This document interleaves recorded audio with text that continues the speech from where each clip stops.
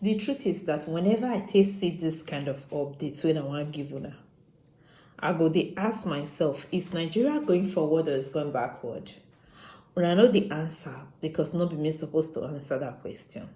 However the case may be, I believe say most of them don't see the video of the mobiles where be say they're going to beat people, you understand? And that's at that the same time the people they come like retaliate. Known as Nigerians be. So the question is it lawful for anything that happened, the military people should start beating normal civilians as if they are just an ordinary object? For those of una who never see that video, Mona take good look and Mona not forget, una comment they sweet my belly because some of una get out for sense why some they knock their head for ground. Been observed in other areas, such as the unfortunate attack in Okwama. The Nigerian Army will equally ensure that it diligently investigates the circumstances surrounding the presence of the personnel at the plaza and the attack that ensued. Nonetheless, such acts of violence against personnel are not only condemnable, but could denigrate to a breakdown of law and order, orchestrating threats to national security. Dr. Abati, you weren't here when we discussed this subject yesterday, and I did call for a response because it was going on for a couple of days and we didn't get a response from the Army. But former Chief of Defense Staff, General Lucky Irabor, was on Newsnight yesterday defending the Army, saying that any attack on a military personnel is an attack on national security, as highlighted as well in this statement, that is an affront to the state. But obviously, we human rights activists and journalists and Nigerians at large have condemned it. Rufai was also calling for, the Banex Plaza to sue the Army. This is overreaching themselves. Absolutely. Let me take Showere's tweet from a presidential candidate. He wrote, "It is unheard of, even under military rule, that civilian spaces will be shut down in a business that employs thousands over a disagreement between soldiers and civilians. The Nigerian Army should stop military men who are not on active duty from putting on uniforms. So many of these military men have been caught in heinous crimes. Recently, the Army leveled a village in Delta State." Well, that's reportedly.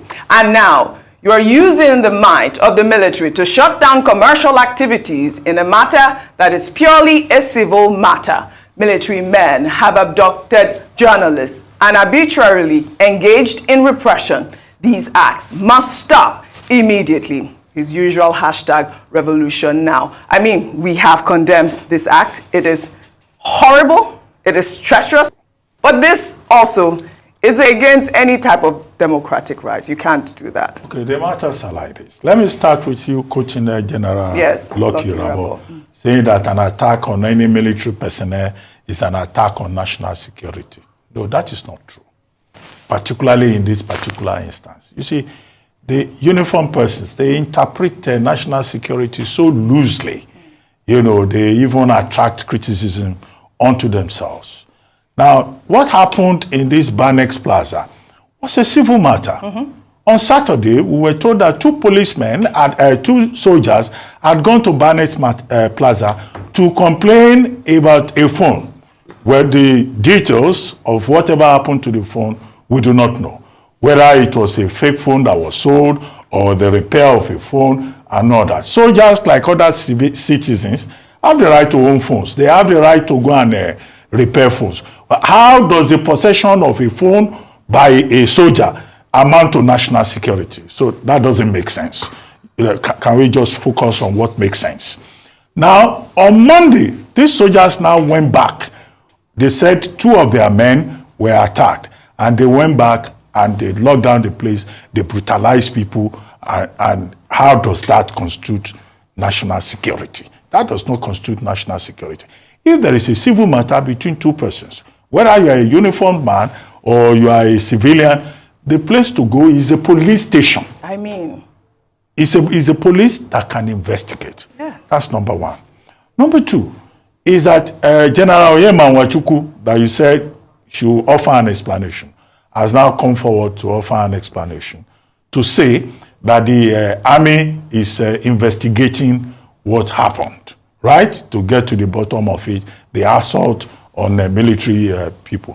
What General Nwachukwu did not say also is that, does the military have the right to order a truckload of vehicles to go and fight traders at a plaza over something that is just a personal matter about a phone? We saw videos. Martial law, which governs military operations, does not extend to civilians, and it does not extend to civilian locations such as Banex Plaza. So, in this regard, I think that the military acted ultra vires, and I find it scandalous that General Nwachukwu will even have the boldness to come and say we are investigating. The duty of investigating issues between civilian and civil matters is the job of the police. Number 3 is to remind the Nigerian military that, look, they also have an obligation to relate with the civilian population. So I think this incident, as is the case with the Okwoma incident, yes, the Okwoma incident, you can talk about national security because, it was an established brigade involved in security in the Niger Delta and all of that. That phrase, national security, may apply there. But whether in Okwoma or in Banex Plaza or elsewhere, the military must pay more attention to issues of military-civilian relations. There must be something like that, in their rule books, because we cannot afford to have on a consistent basis whereby civilians are fighting soldiers. Look, in fact, that should be disturbing to the military hierarchy. Soldiers elsewhere are highly respected people. But when you have soldiers in Nigeria who call themselves staff, who think because they wear uniform they cannot pay transport fare, or that they can go to a supermarket and they should be given special rights. So all of this should be at the level of reorientation and also relating with civilians. If the military have shut down Banex Plaza, they should reopen it immediately. Absolutely. Whatever it is that they want to investigate, they should get the appropriate authority, which is the police, to do the job. Well said. So that we don't have the impression that the Nigerian military is, trying to turn itself, even in civil matters, into an army of occupation, or terror, of oppression. Well said. That is the danger that they run in this particular matter. in recent times, we have been praising the military and they should do right by us. At first, the question I want to ask is this, Audrey. Yes. Those military officers that went there, every marketplace has a market association.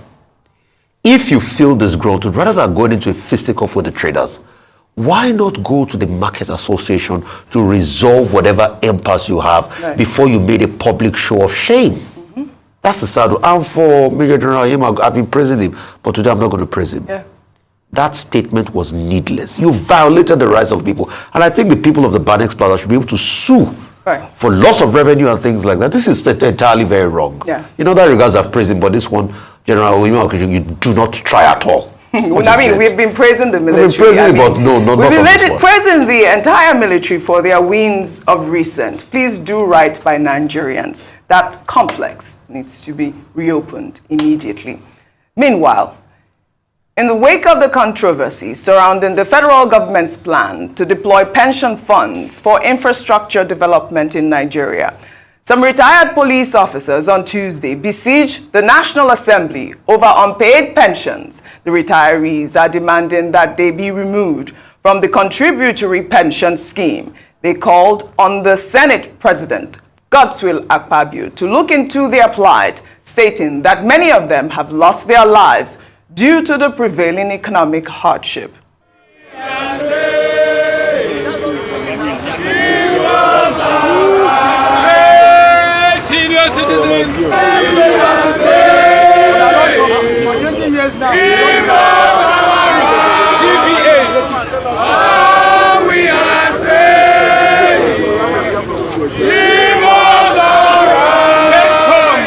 We are here this morning as police retired officers under contributory pension scheme to tell our sons, our children in the National Assembly that we are dying in our grosses because of the pension scheme. We find ourselves called contributory pension scheme. That obnoxious scheme is sending us to our graves in our grosses day after day. You can see this symbolic coffin. It represents what we are passing through every day. There is no day that our retired police officers don't die as a result of what we came to meet.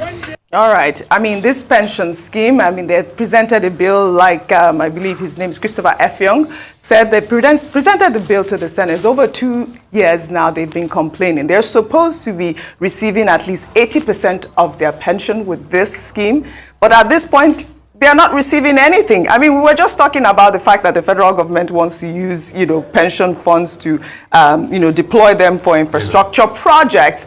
But here we are seeing our servicemen complaining. I mean, I'm a policeman's daughter, so I mean, this fight is my fight as well. I think that they need to look into this particular situation because, yes, I know you are smiling. I always say that. They need to look into this particular situation. Our servicemen cannot be suffering in the way that they are suffering right now. So there are many areas, and I've commented on this. You have, and I know that you were not so particular about this. No, and I'm going to tell you the empirical facts. I like to deal with facts. I don't deal with sentiments. Number one, what are the facts on ground? The police wants to go back to the scheme that used to be before, the defined benefit scheme, which has always been, which the argument is, oh, the military to handle this pension. Why should we go through a contributory pension scheme? They are saying they don't get their pension, the money is being cut. It's being cut short, they get to die and things like that. The argument also rests on the administrators as regards that. So who are those administrating that? And how can they sell that scheme to them? So they say they want to be like, oh, the military, that they get their money and all of that, and it's sorted. That law has been passed. Assenting to it is the problem. President Tinubu has not assented to it. Why? We also know a lot of financial challenges because it will also get a lot of finances involved, to be able to settle that and bring back to the contributory pension scheme. This is a protest as regards something that's been on for a while. All right, so it's not that they've gone through the rigors of the National Assembly. I think they've passed that law, but it's just the assent that is the final phase, and that's why they're still protesting. But the most important question we should ask is, number one, about the administrators of their scheme. Number two is also about how their welfare are being handled.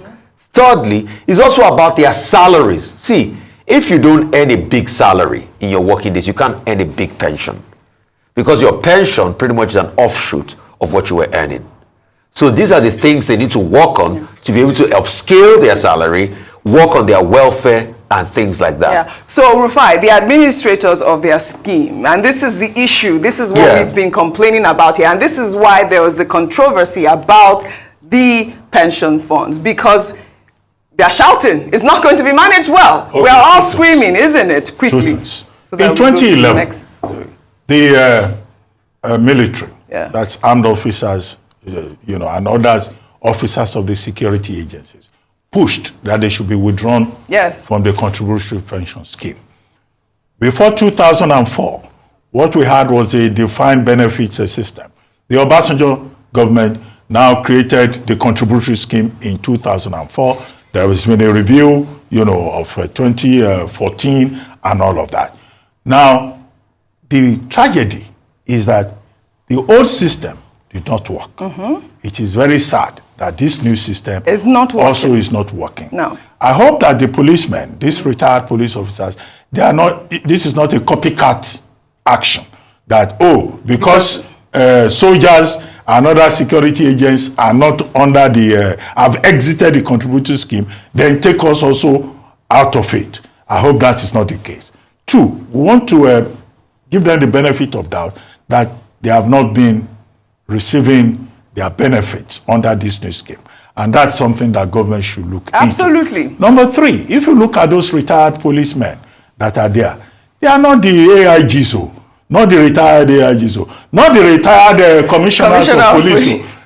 You know, because it doesn't matter. Their daughters fighting for the right and fire. You know, they are not the senior ones that are complaining.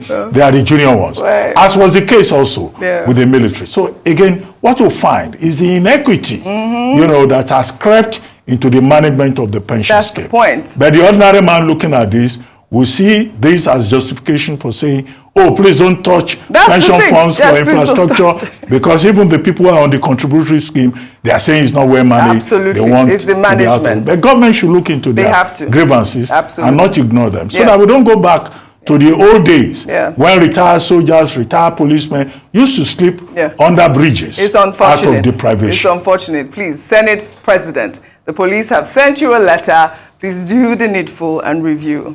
All right, we'll take another story. President Bola Ahmed Tinubu has finally sent his condolences to the government and the people of Kano State over the fire incident that led to the death of about 17 worshippers at the mosque in Gezawa local government area of the state. The president condemned